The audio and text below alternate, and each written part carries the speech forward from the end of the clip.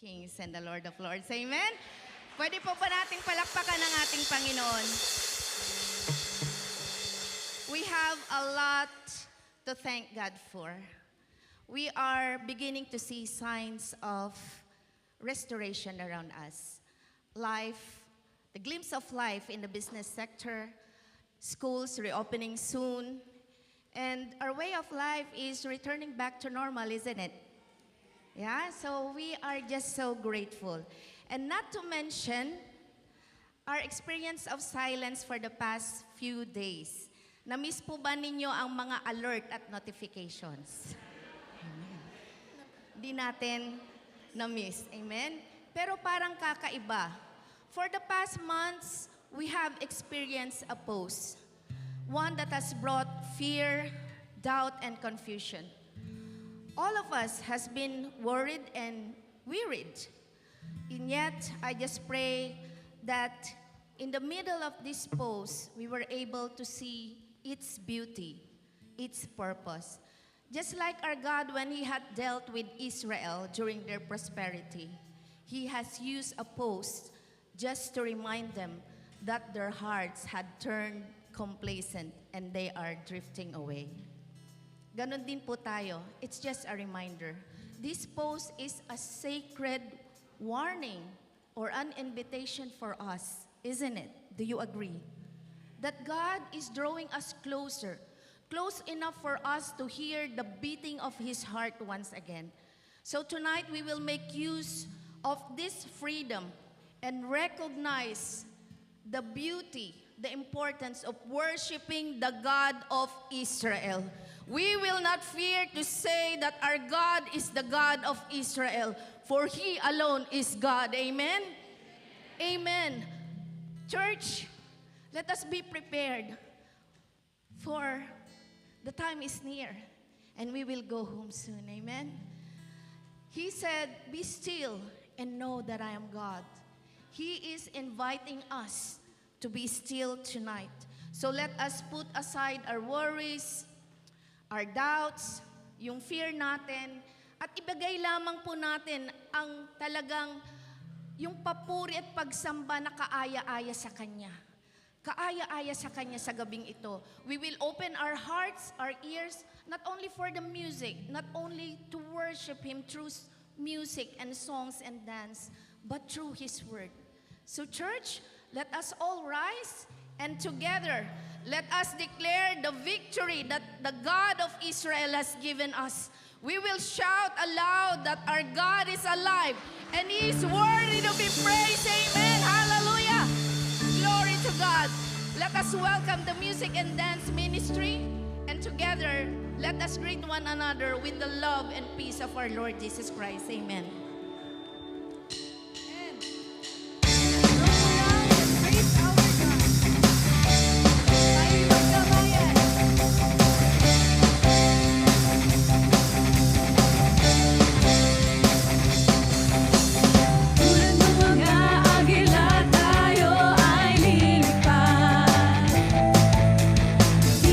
Pagod ating mga pakpak.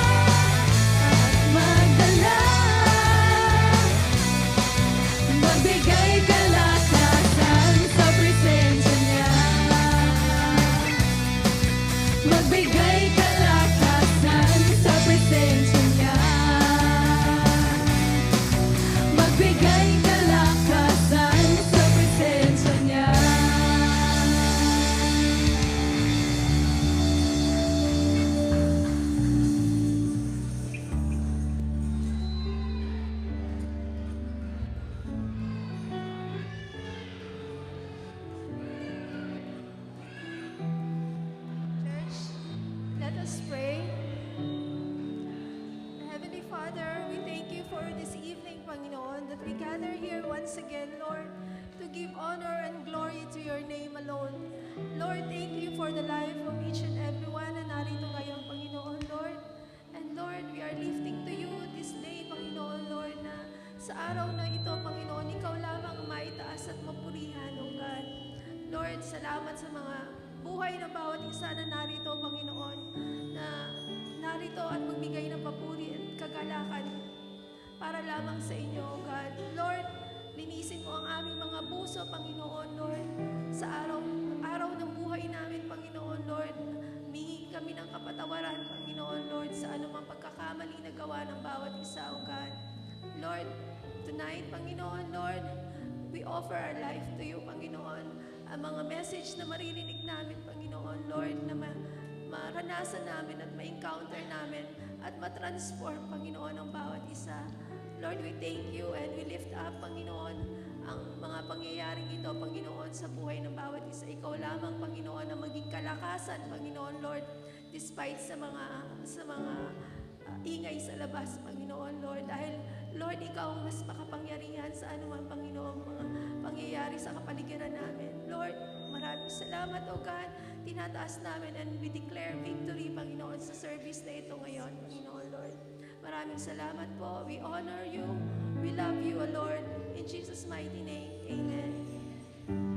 Blessed evening, church. It says in Psalms 23:1, "The Lord is my shepherd, I lack nothing." So it serves as a reminder that in the presence of God, we do not merely survive. We are truly blessed far more than we could ever imagine. Si Jesus ang ating pastol at hinding-hindi siya magkukulang. So church, let us open our hearts to honor Him. Let us lift up our highest praise and adoration. For in the mighty name of Jesus, He has already triumphed over every obstacle, over every trial, and every struggle we face. Hallelujah!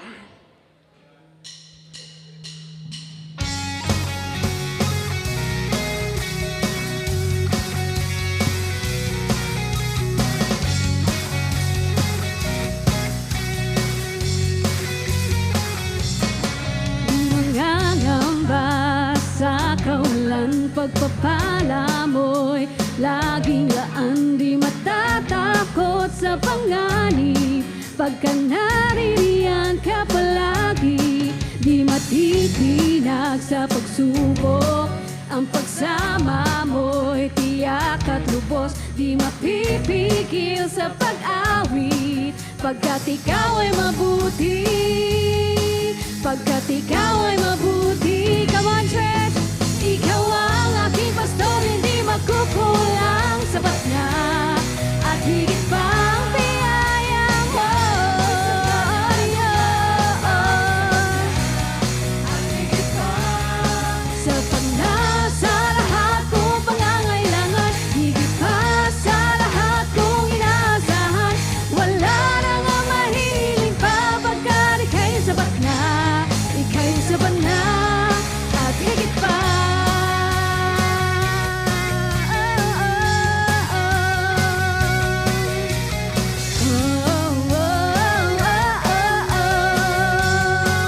Di mangangamba, di mangangamba sa kawalan, pagpapala mo'y laging laan, di matatakot sa panganib. Pagka naririyan ka palagi, di natitinag sa pagsubok. Ang pagsama mo'y tiyak at lubos, di mapipigil sa pag-awit. Pagkat ikaw ay mabuti, oh napakabuti. Ikaw ang aking pastor, hindi magkukulang. Sapat na at higit pa ang biyaya mo.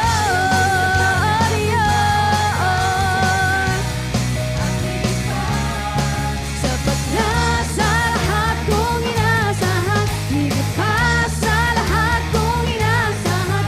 Wala nang mahihili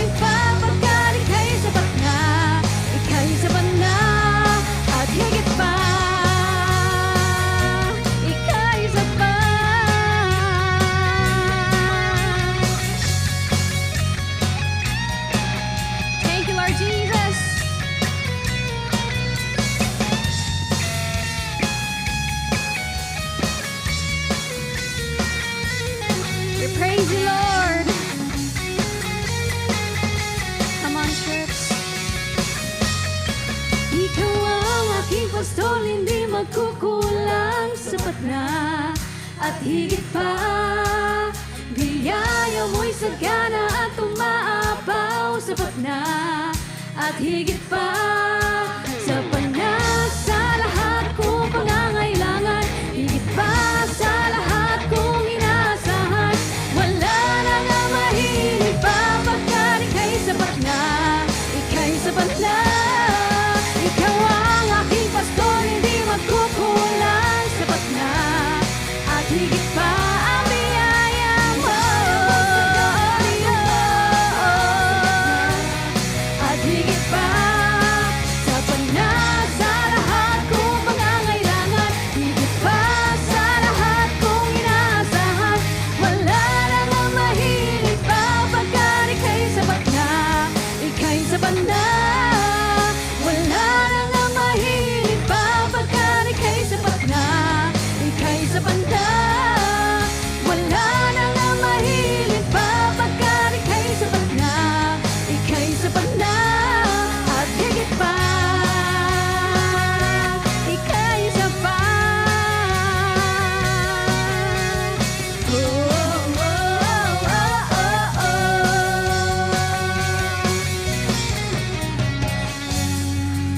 Thank you, Lord Jesus. We praise you, Lord.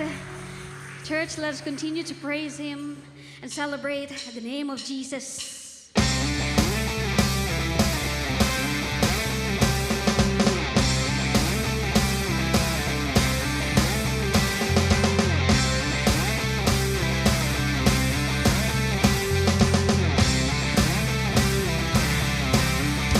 God is fighting for us. God is on our side. He has overcome us. He has overcome. We will not be shaken. We will not be moved. Jesus, you are here. Carrying our burdens, Carrying our burdens, covering our shame. He has overcome us. He has overcome. We will not be shaken. We will not be moved. Jesus, you are here. I will live. I will live. I will not die. The resurrection power of Christ alive in me, and I am free in Jesus' name. I will live. I will live.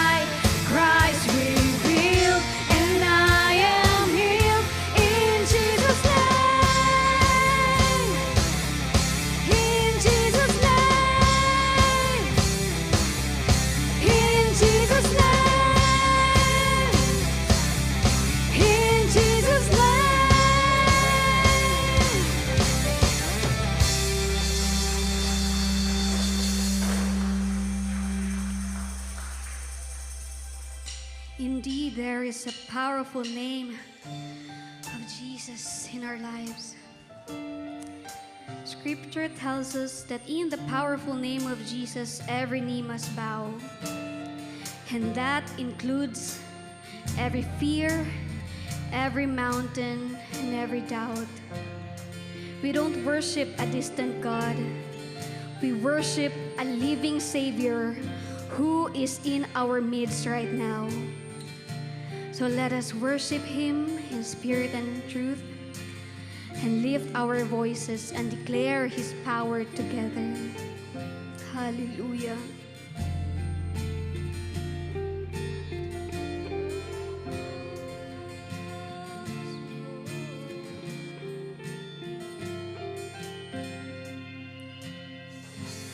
Miracles, wonders and secrets I can contain. They unfold when I speak your name. I'm in awe of your greatness, oh God. All the lies, the fears and the doubts, oh, they melt away when I call on your name, Jesus. I'm no longer afraid, oh God. In worship I will recall your faithfulness through it all. When I say your name, I see faith arising. When I say your name, my fears they come crashing. When I say your name, you're drawn into your embrace.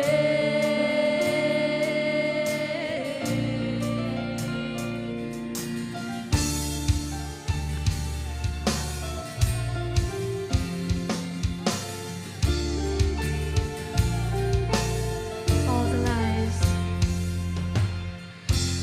the lies, the fears and the doubts, oh, they melt away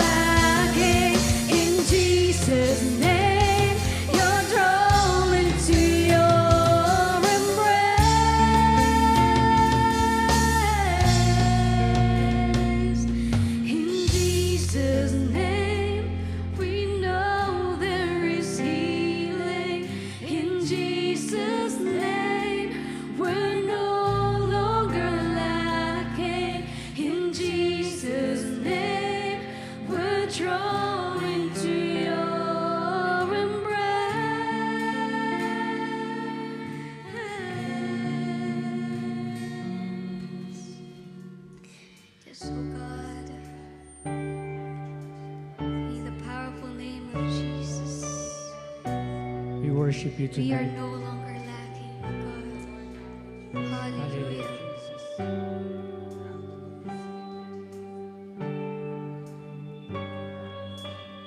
I just want to speak the name of Jesus over every heart and every mind. 'Cause I know there is peace within your presence. I speak Jesus.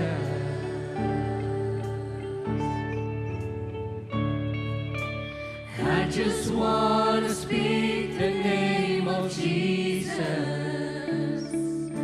till every dark addiction starts to break, declaring there is hope and there is freedom. I speak Jesus. 'Cause your name is power. Your name is power. Your name is healing. Your name is life. Break every stronghold. Shine through the shadows. Burn like a fire.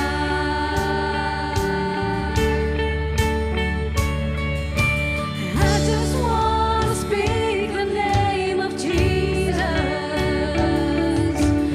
over fear and all anxiety. To every soul held captive by depression, I speak Jesus. Your name is power. Your name is healing. Your name is life. Yes, it is. Break every stronghold. Shine through the shadows.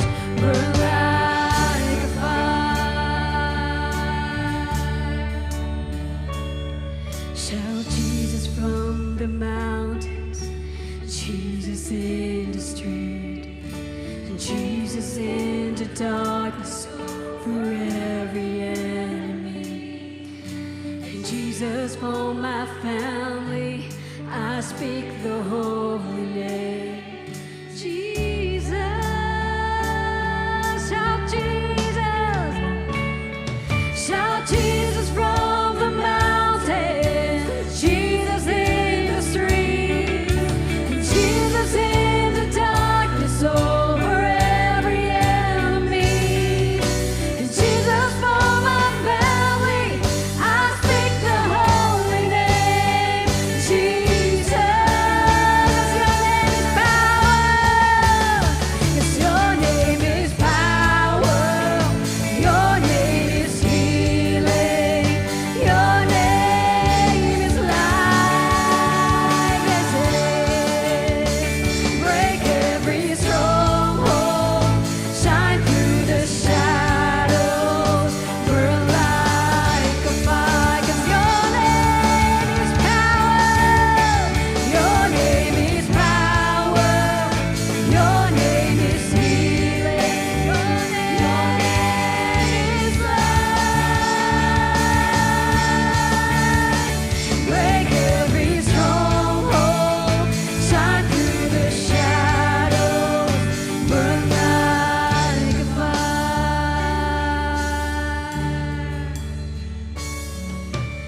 I just want to speak the name of Jesus over every heart and every mind.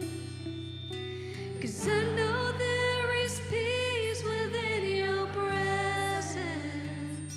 I speak Jesus. Let us worship our God.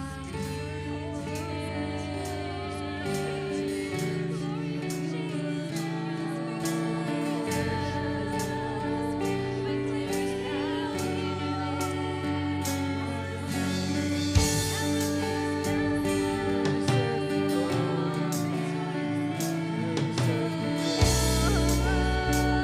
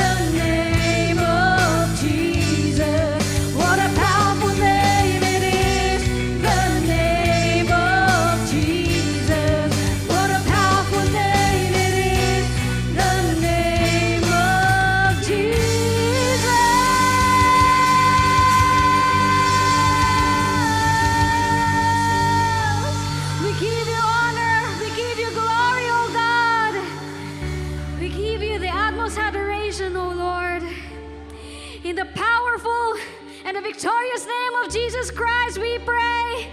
Amen and amen.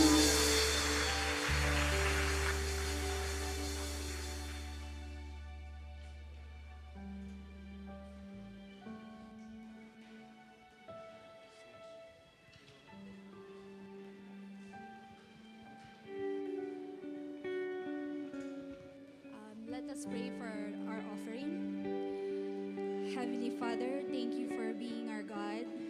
Thank you so much for the life that you have given to us. And we are truly honored because you're the only God who really understands who we are, who you value the most.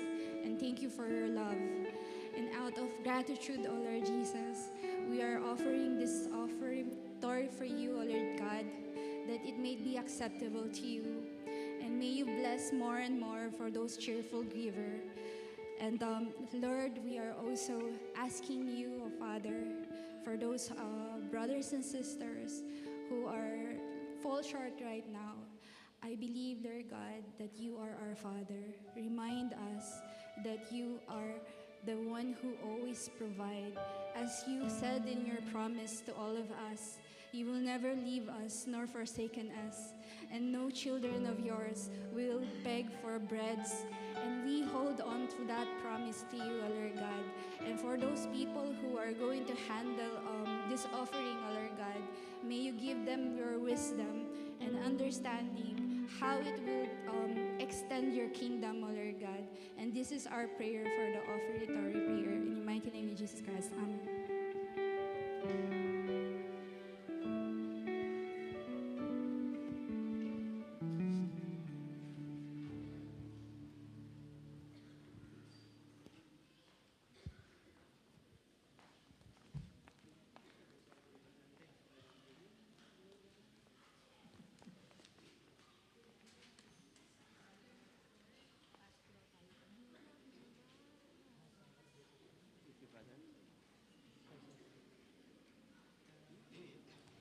Praise God. Let's continue to worship the Lord. This time, let's open our ear, our heart, and our mind to listen to the Word of God.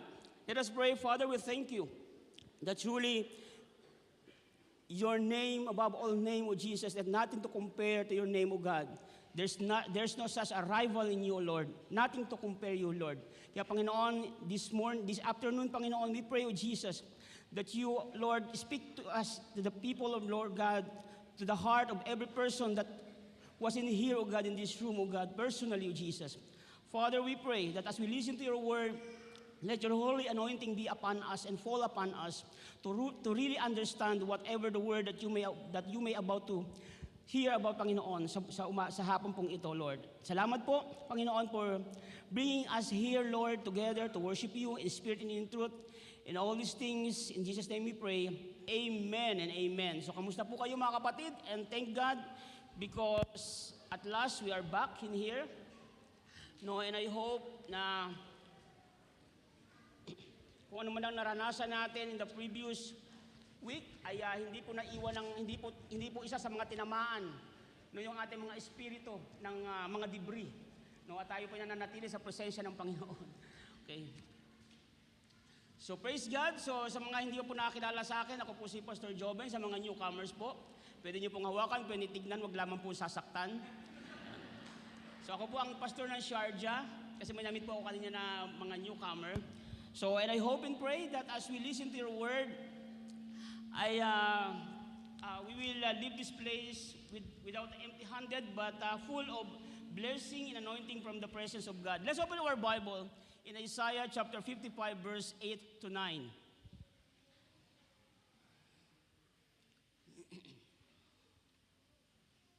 Isaiah chapter 55, verse 8 to 9. For my thoughts are not your thoughts, nor are your ways my ways, says the Lord. For as the heavens are higher than the earth, so are my ways are higher than your ways, and my thoughts than your thoughts. In this life, specifically in our Christian journey life, we often face situations where the solution seems counterintuitive, where God's way of doing things doesn't match what seems reasonable or expected. Yet, counterintuitive approach is often the very way God works to bring about His will. Counterintuitive means some sort of, it doesn't make sense at all.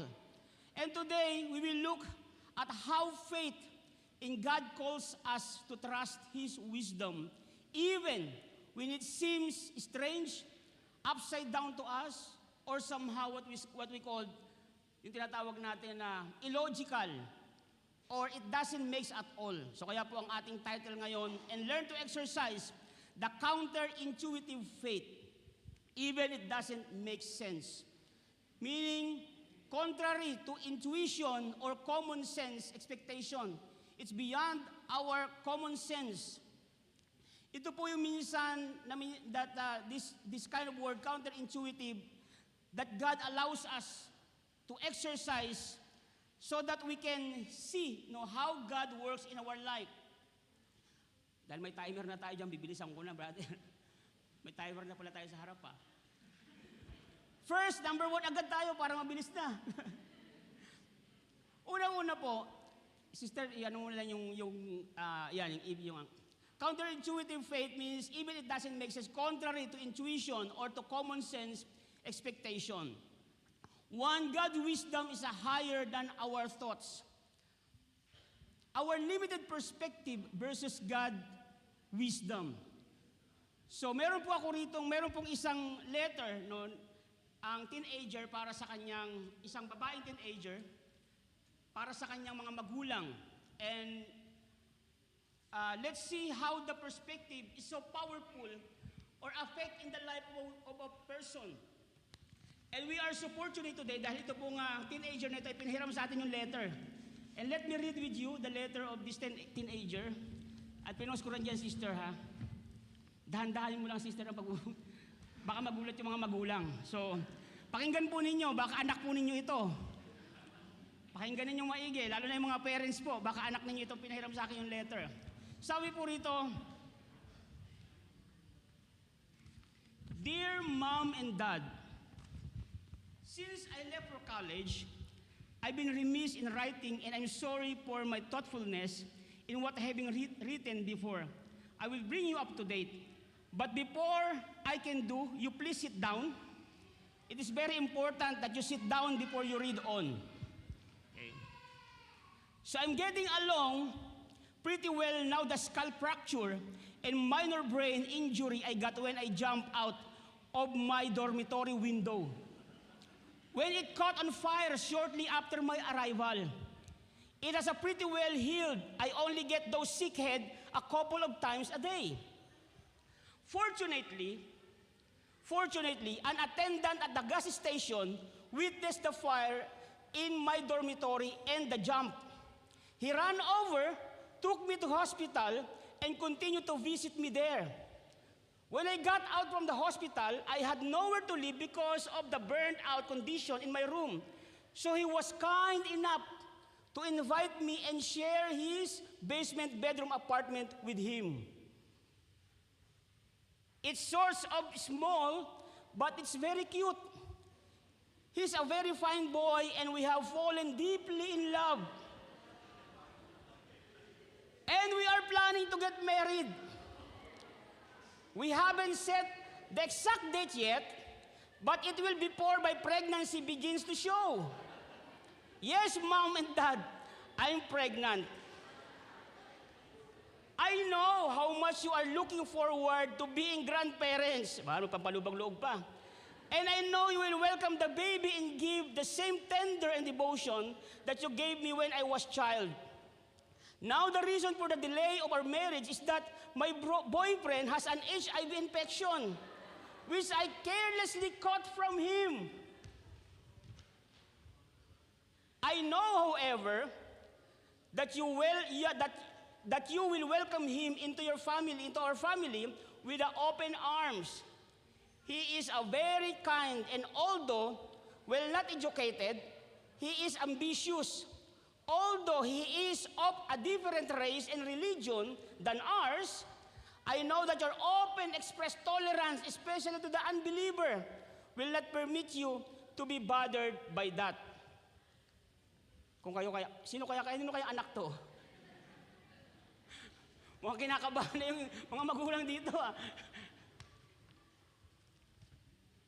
And last, may PS po doon. PS.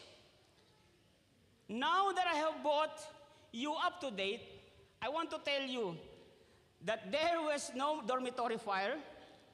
I did not have brain injury or skull fracture. I was not in the hospital and I'm not pregnant. I do not have infection either. And there is no boyfriend in my life at all. But however, I have failed all my exam and I wanted you to see the result in their proper perspective. Imagine mga kapatid. For example, this teenager, no, sa unang pagbungad pa lang, Nay, Tay, bumagsak ako sa exam. Bakit ka bumagsak? Lahat ng pagpapagal namin dito sa Dubai, lahat ng ginawa namin para i-provide sa iyo ang lahat ng pangailangan, bakit ka bumagsak? Diba? Yan pa ipapalit mo sa amin sa paghihirap namin dito sa Dubai, kakakayod. We endure all the bad, sabihin natin na bad situation in our office. No, we endure all the overtimes just for you to provide, and yet bumagsak ka lang. Pero nung nalaman, ay salamat. Kung ito yung magiging letter, ay salamat. Hindi ka buntis, wala kang sakit, at hindi ka na doon sa sunog. So okay lang yan. Bubagsak ka lang At least hindi nangyari yung mga bagay na nangyari nung una. Di ba? So have you seen that? What is the power of perspective? Most of the time, how we should react in our life, perspective is the very powerful. And how it, kung sabihin natin na, how it affect in our life. Ito po yung minsan nakikita natin sa buhay natin na minsan we look the things in our own, sabihin natin na limited eyes and limited understanding. But however, thank God because our wisdom of God is higher than ours. So therefore mga kapatid, as human, we tend to operate from the place of self-interest and limited vision. We rely on our own understanding of this world, especially today, because of the social media. The world that we get from the social media sometimes is totally opposite from the wisdom of God. God's perspective is eternal and all-compassing. His ways and thoughts transcend the limited of time, space, and human reasoning. Na minsan ito po yung ating ina-apply sa buhay natin, yung reasoning ng mundong ito. And the danger of relying on our own understanding. Trust in the Lord. Sabi nga sa Proverbs chapter 3, verse 5 to 6, trust in the Lord with all your heart and lean not on your own understanding. The book of God is very clear regarding this. When we trust in our own wisdom, we often miss the broader picture of the purpose of God in our life. Ito po minsan, bakit hindi natin nakikita kung ano ang totoong layunin sa atin ng Panginoon? Because we always tend to rely on our own wisdom and our own limited vision, physical vision, more than God's wisdom and God's vision. Alam niyo po, even though sabi natin, kahit sa ating paglilingkod sa Panginoon, even though we are a Christian, sabi natin, minsan, we tend to serve God in our own ways, in our own perimeter, in our prepared na paglilingkod sa Panginoon. One day po, nag-usap kami ni Sister Priest, Brother Dandy, about sa Ajman Bible Study. Sabi ko, bro, sister, paano bang, Sister Rogie, kasama din, paano bang gagawin natin dito para talagang ma-encourage natin sila? No, na talagang they really give their life and they make priorities yung pong gawain. Pinag-uusapan namin, hindi na namin lahat yata ng paraan, ginawa na namin lahat ng panunuyo, ginawa na namin from the very beginning pa lang na even buhay pa Sister Irene, lahat ng panunuyo ginagawa namin just to make them na ma-feel nila yung i-priority nila yung gawain ng Panginoon. But however, we use all our strength, our effort, all wisdom, all resources doon sa isang lugar na. And one day, God, kumbaga, rebuke me. Sabi nga, sometimes, you are doing something because of your own strength, because of your own ability. You use all your ability. But however, God wants to do something for you in a different ways, in a different manner. At sinabi ko kay Sister Priest, sabi ko, Sister, baka minsan pinipilit natin ang sarili natin dito sa Ajman, baka mamaya mayroon palang ibang lugar na piniprepare ang Panginoon na mas hilog na kaysa dito sa Ajman. And one day nga, bila may nagpaalam, sabi nga, sabi nila brother at saka nila ni sister, o nga no, why not? Sometimes baka mamaya, may inihanda ang Panginoon. For example, sa Umalcuin, sa Pujaira o sa Alcaima. And one day, yung isa pong guro doon, isang teacher na pinag-Bible studyhan namin, sabi niya ganyan, Pastor, I'm about to leave sa company at maghanap na ako ng ibang trabaho at ngayon po nakuha ako, sabi niya ganyan, ang kanyang duty sa Ras Alcaima. Praise God, kita mo, pinagpaplanuhan pa lang natin na meron palang plano doon baka doon ang plano ng Panginoon. Let's see, let's open our mind. Kasi minsan doon sabi ko, Lord, but gano'n, sabi ko, sa Ajman, tapos ngayon Ras Alcaima, parang sa Ajman nga hindi namin matutukan, sa Ras Alcaima pa kaya. Minsan sa Ajman nga, sabi nga, nalilate-late kami, paano pa kaya pag Ras Alcaima, medyo doble ng oras, dobling pagod ang kailangan natin i-google. But since you told us to find something else, to go, sabi ganyan, at yun nga, at sa madaling salita, ito pong teacher na ito ay umuwi ng Pilipinas. So hindi natuloy. Pero, but we continue praying on it. O nga, sister, kaya nga po sa amin sa Sharjah, nagplano kami na sabi ko, sige, this year, sabi ko ganyan, magkakaroon tayo ng tinatawag natin na Inter-Emirates Prayer Rally that magkakampo kami sa every Emirates, tapos we will pray, and we will somehow look for the opportunity to share the good news of the Lord, na parang mga nomads before, magkakamp lang kayo doon, tapos kung maghanap ka ng CR, hanggang sa ang layo nang nakikita mo, yan ang CR natin. So, ganun ang sitwasyon. So, and then, afterwards, Sister Rose, nag-approach sa pastor, sabi niya ganyan, yung aking, balae, nagsasabi na sila ay wala nang naatinan, so on and so forth. So, to make the long story short, ngayon po ay praise God dahil nakapag-start na tayo ng Bible study natin sa Ras Alcaima because we allow God na somehow, na minsan, dinadrive out niya tayo doon sa sitwasyon na kung saan niya tayo dinadala in the proper channel, God guide us and align us in the proper channel which His will, not our own will. Minsan tinitignan natin, parang it doesn't make sense, Lord, hindi pa nga natatapos itong Ajman. It doesn't make sense, Lord, na wala pa nga nangyayari dito sa Ajman. And yet, patadala mo na naman kami dito sa another Emirates. So kaya ito po yung sinasabi natin, sometimes God's thinking is beyond our logic. At ito po yung minsan na dapat natin makita. In moments of confusion or struggle, surrender your limited perspective and trust that God's plan is far greater than what you can see. Ito po dapat ang makita natin, mga kapatid. Sa buhay na ito, iba ang layunin ng Panginoon sa layunin natin. And let's always pray. And let's always desire our heart that God somehow align our desire to the desire of God in every plan that we have in life. Secondly, counterintuitive action of faith in the Bible. The story of Moses of the Red Sea in Exodus chapter 14. God commanded Moses to stretch his staff over the sea, and the waters parted, something that defied human logic. So paano mabibiyakan, paano matutulong yung tungkod na yan sa ating lahat? Diba? Kung halimbawa si Moses, kung ikaw si Moses, it's illogical in the view of human analogy or human thinking. The Israelites had to step out in faith and trust that what seems impossible would be made possible by God's power. Ito po minsan ang hinihintay ng Panginoon sa atin to step into the things na sinasabi natin na counterintuitive situation of our life. We have to exercise those things. That Jesus feeding the 5,000, how He should feed the 5,000 by means of 5 loaves and 2 fishes. With just 5 loaves and 2 fishes, Jesus performed a miracle that no one would thought possible. Even their disciples that they gone with Him always, and they experience, they witnesses all the miracles that God is doing, and yet they have doubt, Lord, how can we feed? Paano natin mapapakain itong 5,000 taong ito? That even the whole year's salary, it would not fit to buy the food for them. And yet, God performs miracle by means of counterintuitive. This act shows how God uses that seems insignificant to accomplish something incredible.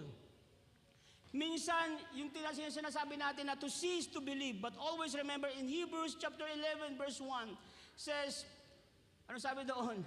Faith is being sure of what we hope for and certain of what we do not see. In the situation of Gideon, in the battle strategy, di ba? Alam natin that the more na marami kayo, the more that you have chances of winning. Di ba?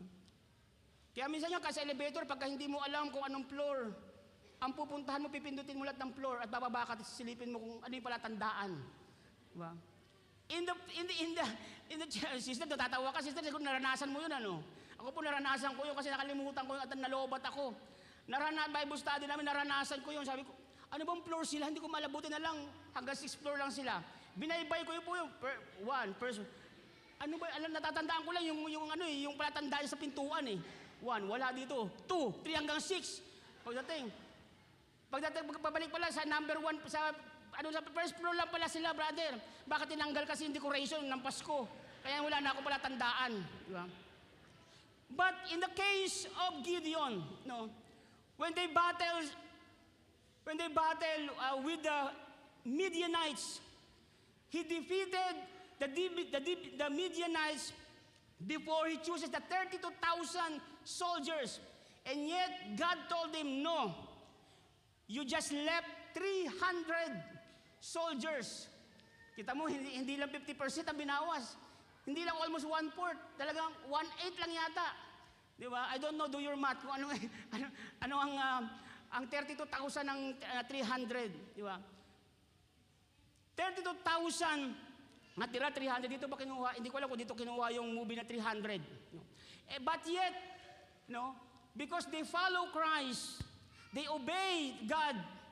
No, nanalo po sila. The victory is always following what God wants us to do, even it doesn't make sense at all.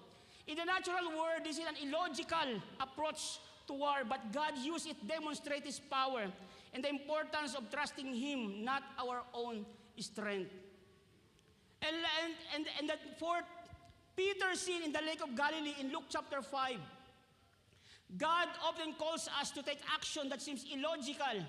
Kita nyo, babasahin ko po sa inyo ang Luke chapter 5. Bigyan nyo ako ng panahon. And I will explain to you how the counterintuitive faith does apply. Sabi rito, in Luke chapter 5, on one occasion, while the crowd was pressing in on him, hear the word of God, he has standing by the lake of Gennesaret. And he saw 2 boats by the lake, but the fishermen had gone out of them and were washing their nets. Getting into one of the boats, which was Simon, he asked him to go out, to put out a little from the land. And he sat down and taught the people from the boat. And when he had finished speaking, he said to Simon, put out into the deep and let down your nets for the catch. So, makita po natin ang scenario rito. Peter and their companions with the 2 boats, no? And Jesus asked him to borrow the 1 boat to preach the gospel. And after the preaching the gospel, when they caught such a large, pagkano niya, sabi niya, now, and while he is preaching to the multitude, Peter and their companions, no, while they are cleaning their nets. Alam niyo po sa pangingisda, ako po kasi namimingwit din. So alam ko po yung nets na. There are 2 types of nets po. Yung nets na tinatawag natin na yung portable, yung hinahagis lang na gano'n, yung bilog, yung kinakast, yung bilog lang na gano'n. Madali lang yung paghagis mong gano'n, madali siyang iligpit. But the nets that was Peter's using is the wall nets. Meaning to say, ilaladlad yun ng malayo. Naka-wall siya, mahabang nilano niya. So ibig sabihin, malaki yung net na yon. And it will take time to collect that net. And it take time para iladlad. It take time to clean as well. So at that time, imagine the scenario. Jesus Christ, after preaching, sabi niya, Peter, cast down your net. Sabi, ihulog mo yung lambat mo to the deep. Sabi ganyan. While Peter is tapos na niyang linisin yung kanyang lambat. Imagine, katatapos na niyang linisin yung kanyang lambat. Imagine. Kaya nag-resolute. Sabi niya, teacher, sabi niya, overnight, nag-fishing kami, wala kami nakuha. Katatapos ko lang maglinis, dapat bago papunta pa lang ako, diyan ka lang, balik-balik. Di ba? Bakit hinintay mo pa na matapos ako maglinis? Did you see the logic, mga kapatid? Di ba? And yet, Peter obeyed anyway. Peter obeyed anyway. And what will happen? Diba? I don't know nga, the Bible is not clear kung nakuha talaga nila isda o hindi. Kasi bakit? When they catch the net, sabi niya, and the boat began to sink. Lumubo yung bangka nila sa dami na ang huli. Diba? And God asked Peter to follow Him. Nakita ninyo mga kapatid, when we learn to obey God, even it counterintuitive, no, in our life, even it doesn't make sense. Most of the time, it doesn't make sense. It's illogical. It doesn't fit in the human knowledge, human nature knowledge. But when we learn to obey the Lord, when we learn to have to put our faith, full trust to God, no, we will experience, we will witness the greatness of God in our life. Sabi sa Deuteronomy chapter 28 verse 1, sabi niya, if you obey the Lord, sabi niya, the blessing will follow you. Not only follow you, shall overtake thee. Sa mga driver dito, sa lahat ng mga nag-overtake, inis na inis ka, di ba? Pag nag-overtake sa'yo, my friend, why like this? Sahabulin mo pa yan eh. Diba? Gaganon mo pa, pag mga nag-overtake sa'yo. Yan ang minsang tawag dito, weakness ng mga driver pag may nag-overtake sa'yo eh. Di ba? Pero ito ang overtaking.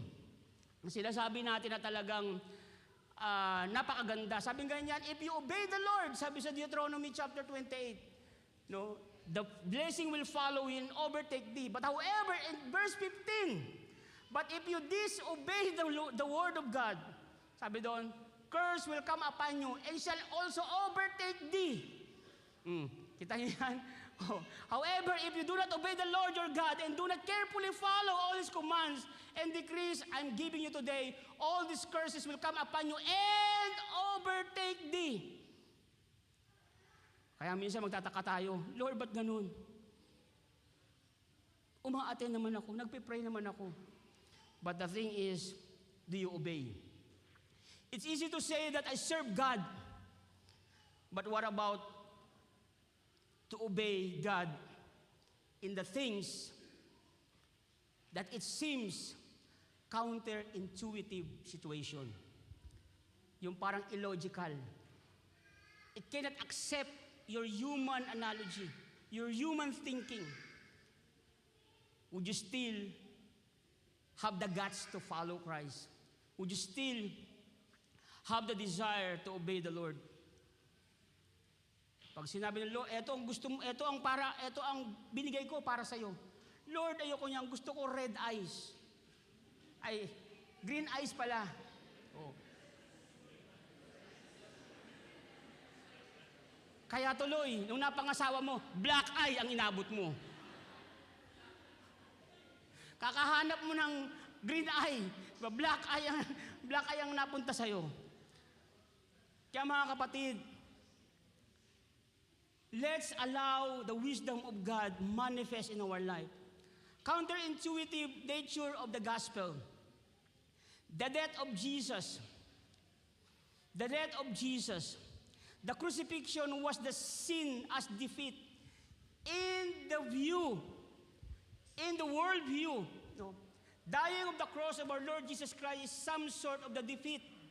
Some sort of, sabihin na natin na, failure to the plan of God.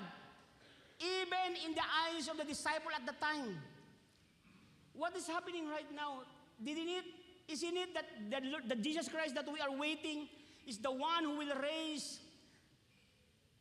the Israelites, no, to become greater again? But why is it He is now hanging on the cross?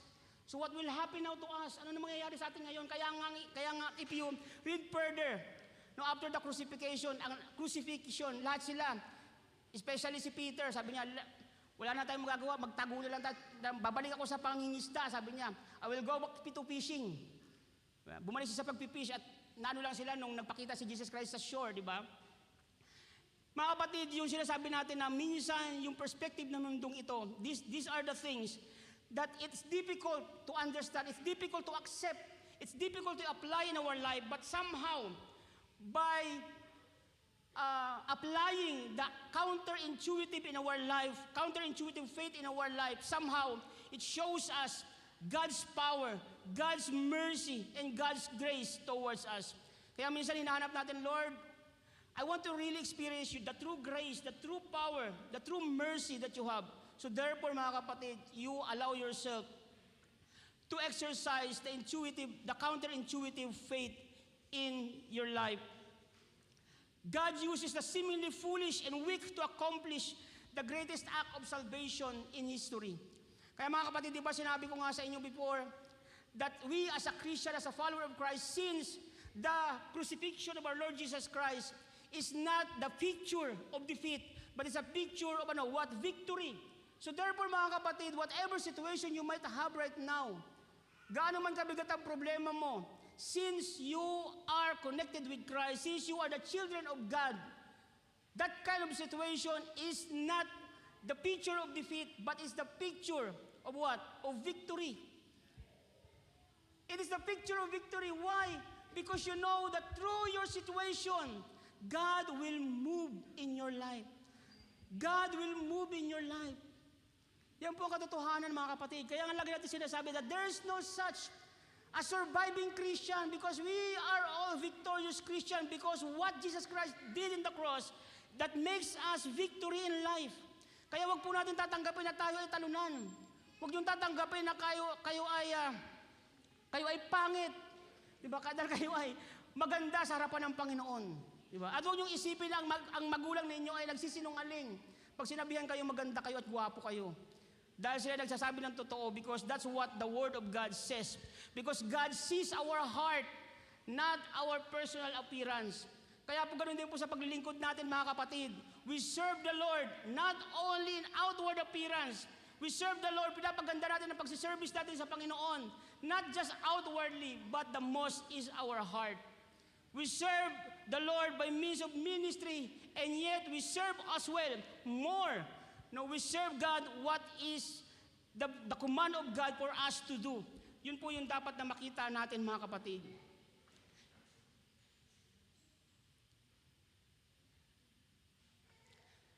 Sabi mo, the first shall be the last. Ang idea ng mundo, kung ikaw dapat ikaw ang pinakamalakas, ikaw ang pinakamagaling, and this is what the social media is trying to input in our mind, in the mind of the teenager today. Kaya nga, kapag minsan, nakita natin ang isang kabataan ngayon, no? Failures, tingin nila failure sila dahil they miss something. Ang tingin nila sa sarili nila mababa. Kaya ngayon, napakababa na ng tolerance ng mga kabataan ngayon. Na konting bully lang, tatalon sa bintana. Samantalang noon, yung panahon namin, sabi mo na kung bully pag-uusapan, wala, tawanan lang. Di ba, Brother Lijan?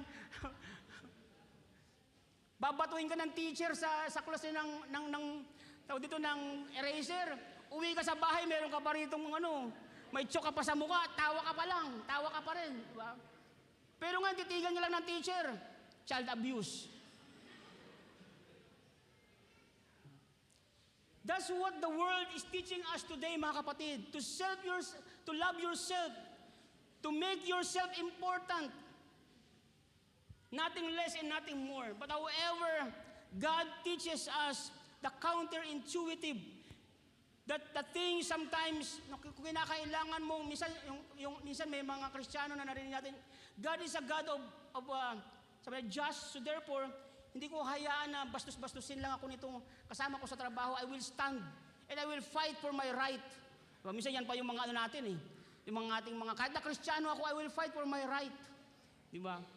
That is our logical to justify our personal motive.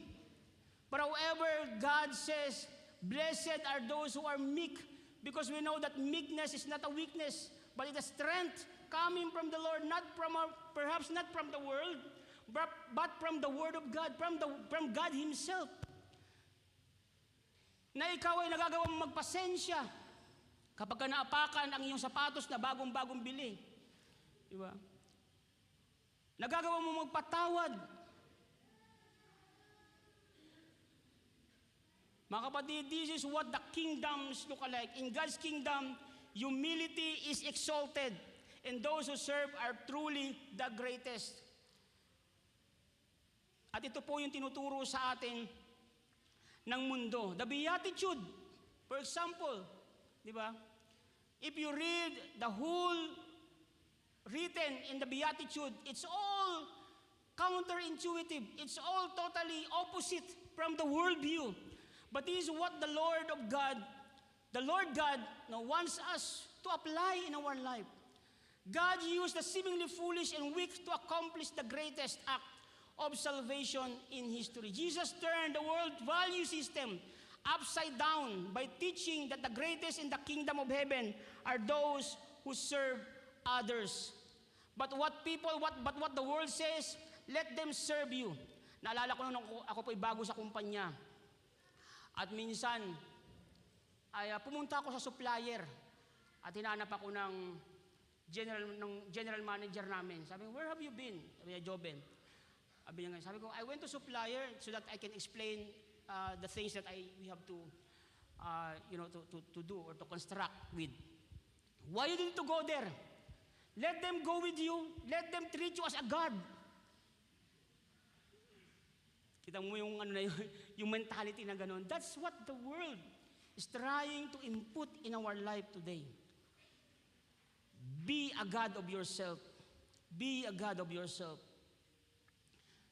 At I hope and pray, mga kapatid, when we say God, when we utter Jesus, you are the King of Kings, truly. Ito po ay talagang ina-apply natin sa sarili natin that He is really a God. Even though that there is a situation that it seems like counterintuitive, na minsan hindi natin kayang i-adapt ng ating human nature, human understanding. And yet, when God says so, through His Word, through His book, we have the guts to obey the Lord. We have the guts to obey the Lord through His Spirit. The Beatitudes presents a counterintuitive least value. Blessed are the poor in the spirit, whose mourn, the meek, and etc. The world seeks power, wealth, and self-assertion, but Jesus calls us to embrace what? Humility, meekness, and hunger for righteousness. Ito ba mga kapatid ay ina-apply natin sa buhay natin since we keep on saying that I am a Christian? Diba? Or tayo ay wala. The gospel itself is counterintuitive where the world seeks victory. God brings salvation through sacrifice. Trusting in Jesus often means embracing the path that the world doesn't understand, but it is a path of true life. We are all chasing to having a good life, to have a peace, to have a true joy in our heart. We are chasing what the world is chasing. No, and yet, alam natin lahat na kailanman na hindi natin makikita doon. Pero we still chasing on. We still, sabihin na natin na compromises sometimes. Diba? Minsan, we do some white lies, sinasabi natin. And this is the problem with us Christian. Kaya nga again, kagaya ng sinabi ko last week, I hope that one day when we stand before the very presence of God, we will all hear the very statement of God that, come, my good and faithful servant, and share with me to the feast, rather than to hear the word, who are you? I never knew you. Go away from me, you evildoer. Last but not the least, living out counterintuitive faith in our daily lives. Living out counterintuitive faith in our daily lives. Forgiveness over revenge. Yan. Ito pong isang bagay na minsan na mahirap i-apply. But thank God, because God says so, that when I am away, I will send you the Holy Spirit, the Comforter, the Advocate, to help you out, to stand before the very Word of God, so that we can obey the Lord through His power, through His grace, not our strength, not our ability, not because the blood that runs through your vein, no, but because of the blood of Jesus that spilled on the cross, and make you a new man. Make us a new man. So ito po yung tandaan natin mga kapatid. Jesus taught that instead of seeking revenge, we should forgive others, even, sabi doon, 70 times. When the disciple asked him, "Teacher, how many times should I forgive my brethren?" Sabi niya, forgive them 70 times. So 495 ba? Oh. Pagdating ng 496, bingo ka na, brother. Tapos na. Hanggang 7, sabi ni Lord, 70 times 7 lang. Hindi po yung ibig sabihin noon. We know that in the original context, 7 is the symbol of completeness. When the Lord God created the heaven and the earth, kaya nga, 7 is very significant in the Bible because it shows the completeness. When God says 70 times 7, meaning to say you should not count. Pag 496 na o 97, babibigyan pa ng isa. Pag 497 na, talagang bingo ka na. So hindi po ganun. But meaning to say completely, you have to forgive someone completely. Forgiveness goes against our natural instinct, but it is the way of God calls us to live. Napakahirap po na mag-forgive, lalo na yung taong pinagkatiwalaan mo. Sa dami naman ng magbibitray sa akin, tatraidor sa akin, ikaw pa, na best friend ko. What else? Giving instead of hoarding. Jesus said, give, and it will be given to you. In a world that encourages hoarding and selfishness, God calls us to generosity.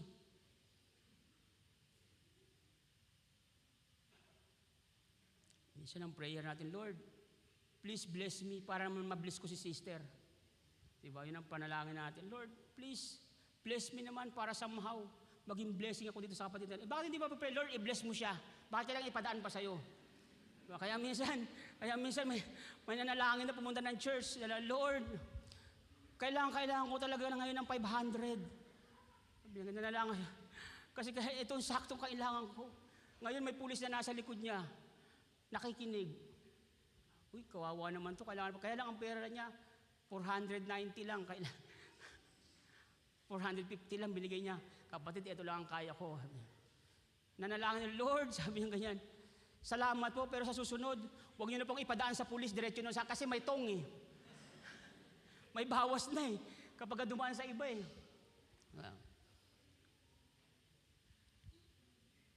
Counterintuitivity. It is in giving that we receive blessing because God honors a generous heart. Mga kapatid, the generosity is not only by means of money or material things. Even, sabihin natin, moral support o kung ano yung kaya mong ibigay sa kapwa mo. Give it without hesitation. Diba? Give it without expecting something that in return, na ibibigay sa ng taong ito, but do it for the glory of God. Do it for the kingdom of God. Kaya nga, minsan sa natin, sa ating Christian growth, sinasabi doon that in Romans chapter 3, verse 10, di ba? No one seeks God. Everyone is fall short in the glory of God. So meaning to say, nobody, kumbaga, ay nakarating sa kalwalhatian ng Panginoon. Sabi ko, kahit anong pinakamaganda, pag-isipin na ninyo ang pinakamaganda yung ginawa nung unang panahon, na hindi pa ninyo kilala ang Panginoon, lahat yan ay laglag sa rules, sa requirements ng Panginoon. For example, sabi ko noon, nagbibigay ka ng ulam sa kapitbahay ninyo, di ba? Because for the sake of what? For the sake somehow, in return, na kapag ikaw humingi ng favor doon sa kapitbahay na lagi mong binibigyan ng ulam, ay pagbibigyan ka rin. May paano kapag hindi? Di ba? Sakit sa loob, di ba, sister? Tandaan mo nung isang araw, wala kang ulam, wala ka. Walang tumulong sa'yo, ako lang. Ngayon, ito lang ang binigay kong favor sa'yo. Di ba? Hindi mo lang ako mapagbigyan. But if we give to the Lord openly and we act in accordance as an obedience to the Lord, we'd never expect something because we know that God somehow in return will bless us. Instead of trying the power of prayer over control, instead of trying to control every situation, we are called to surrender in prayer and trust God. So we have to soak ourselves in prayer, in devotion, in the Word of God. Kaya nga, lagi pa ulit-ulit natin na sinasabi mga kapatid ng mga sino man ang tumatayo rito sa Bible study, that you should really, it is a must, that you have to read the Word of God.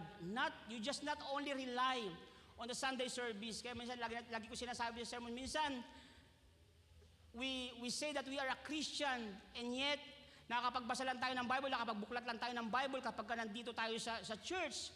Pag sinabi ng pastor, pag sinabi ng preacher, pag sinabi ng heart group leader na let's open our Bible, minsan pa nga, hindi pa nga Bible, cellphone pa. Diba? Because most of the time po, mga kapatid, always remember this, whatever we discuss in the General Assembly, it is a general message of God. That somehow, whether we like it or not, somehow, we will leave the place with empty heart. Bakit? Kasi sometimes, it's general eh. Sometimes hindi para sa iyo yun, para sa iba. Kaya nga, it is very important, mga kapatid, that we have our own personal devotion because somehow, God will speak in us personally. Minsan sisisihin mo, pastor, wala kwenta, wala ko natutunan sa pastor na yun. Minsan sisisihin natin yung Bible study leader pag nakakaantok. Parang dapat natulog na lang ako. May overtime pa naman ako. Inantok. Mga ganun ba? Pero wala na yan sa ACC. Wala yan sa ACC. Ba? Yan din sinasabi ko sa Sharjah. Wala yan sa ACC Dubai. The word tells us to take matters into our own hands. But God promises peace that surpasses understanding when we give our anxieties unto Him. In our daily lives, we are constantly faced with decisions that feel counterintuitive when we choose God's way, where it's forgiving, giving, or surrender control. We appreciate in a larger story of transformation. This is the way of God to transform us, mga kapatid, to live out the counterintuitive faith in our daily lives. This is how we learn, how we train ourselves to obey the Lord para po sa ikabubuti nating lahat. So therefore, mga kapatid, it is a call to action to embrace the counterintuitive wisdom of God instead of following what the crowd or relying on your own understanding. Choose to trust God's plan even when it seems difficult, confusing, or it doesn't make sense at all. If that is the words tells us to do. Romans 11:33-36 says, "Oh, the depth of the riches of the wisdom and knowledge of God, how unsearchable His judgment in His paths beyond tracing out. Who has known the mind of the Lord? Or who has been counselor? Who was ever given to God that God should repay them? For from Him and through Him and for Him are all things, to be the glory forever and ever. Amen." Faith often requires us to take a leap into the unknown. Trusting God, wisdom is greater than our own. Mga kapatid, let's live out the counterintuitive ways, not our own ways. Because most of the time, the things that is not pleasant to ourselves is the things that what God wants us to do. At kaya ito po yung minsan nagpapahirap sa ating mga Kristiyano, na minsan, it's totally opposite what God wants you to do to the things that you want to do. Pero this is how the word of God, or the God Himself, our God Himself, works in our life. And this is how God, develop our character through the shadow of our Lord Jesus Christ. The path to victory might not look like we expect. but it always leads to God's glory. May we choose to follow His counterintuitive ways, knowing that His plans are ways of our God, that His plan is always perfect. His vision is unlimited, and our vision is not. In every aspect of our life, mga kapatid, sa pagsunod natin sa Panginoon, parang it doesn't make sense. Parang hindi ito ang lakad ng mundo. Kaya, but that's what the Lord kumbaga, wants us to do. Kung ano ang kalooban ng Panginoon, that most of the time is opposite sa Panginoon. Meaning to say, we should not compromise our faith in God towards the world's promises. We always keep the promise of God. Even so, it doesn't make sense. Because at the end of the day, we know that who is the one who promises us. That is our God, the King of Kings and the Lord of Lords. And that name is Jesus. Amen po mga kapatid. Shall we all rise? Shall we all rise and let's worship our Lord God. You have no rival. You have no equal. Even we are, Panginoon, we are so full of wisdom, but nothing to compare to your wisdom, O Jesus. You have no rival, you have no equal, now and forever, God, you reign. Yours is the kingdom, yours is the glory, yours is the name above all names.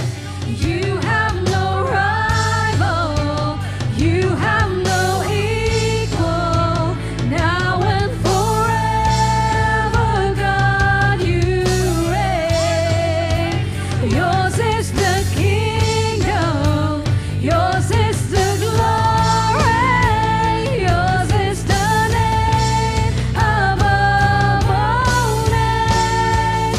What a powerful name it is, what a powerful name it is, the name of Jesus Christ, my King.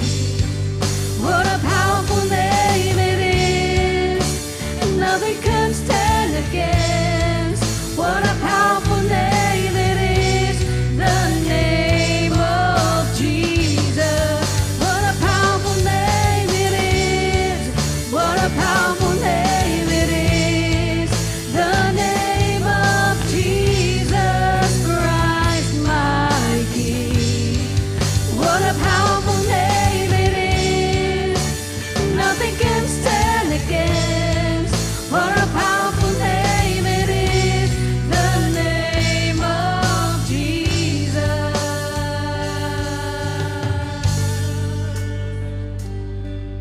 Thank you, Jesus. Truly, O God, there is no such powerful name beyond your name, O God. Even ourselves, Lord. Lord, continue, Father God, to search our heart that always be empowered by you alone, Lord. Father, forgive us that most of the time in our life, we often follow what is the desire of our heart, but not your desire, O God. Father, thank you once again this evening that once again we see your powerful name, because your power in your name, there is healing, there is freedom, there is victory in life, O Jesus. Thank you, Jesus. Thank you, Lord. From the power of our sinful nature, from the power of, Panginoon, personal pleasure, O God. Thank you, Jesus. Sa pagpapalaya niyo po sa amin. And we will serve you, we will glorify you with all our life. Lord, help us that even sometimes the situation in our life, to deal with the situation in our life, that to apply the counterintuitive faith in our heart of Jesus, and allow your word, O God, to manifest in our life so that we might be able, Panginoon, to suppress every deception of this world. Every deception of this world. We know, O God, that Every day of our life is a battle. Battle in our mind, in our heart, in our situation, oh God. But because without your Holy Spirit because, Panginoon, of your power, oh God, that we may be able to continue moving forward in our faith with you, in our journey with you. Salamat po, Panginoon, sa hapong ito. And we will give only the glory and praises and honor to you alone. In Jesus' most precious name, amen and amen. Glory be to God.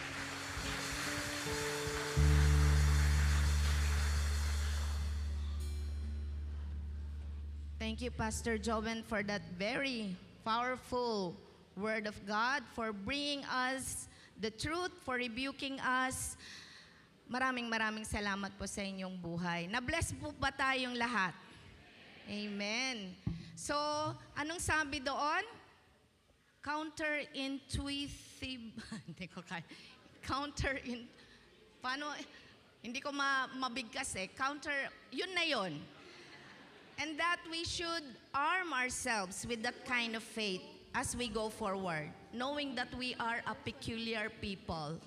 Pag sinabi mong peculiar, ibang-iba tayo. Let's not go with the flow of the world. Amen? So, maraming salamat muli, Pastor, and we would like as well to thank our music and dance ministry for that powerful time of worship. Nakaka-bless po. We have felt the presence of our Lord, and truly we have touched His heart. Amen? And as well, we would like to thank Sister Lynette and Sister Prangeline. Thank you for your fervent prayer. And to those who had generously given their tithes and offerings, at sa inyo, hindi lang sa monetary, sa mga nagbigay ng kanilang oras at pagmamahal sa araw na ito, maraming salamat po. Pagpalain kayo nawa ng ating Panginoon. And as well, we would like to thank our multimedia, the technical team, the ushers, the prayer ministry, our dedicated teachers from the youth and children's ministry. Maraming salamat po sa inyong mga buhay. So, at sa gabing ito, meron po tayong mga newcomers. Si Imer, invited by Sister Grace. May we kindly request you to please, maraming salamat po. It's the mom of brother, naiba ka agad eh. Naging nanay tuloy ni Brother Raylan. Mommy, welcome po sa ACC. And of course, si Alisa po, invited by Brother Raylan. Nasaan po? Ayan, welcome po to ACC. Meron pa po ba? And thank you for choosing to worship with us. And we hope that you found not only a church, ayun na yung naging ano natin, but a family, a home, because in ACC, Amen. Amen po. And we request you to please stay behind after the worship service because we would like to personally pray for you po. And announcement? Do we have any announcement? Ang announcement po natin ay meron po.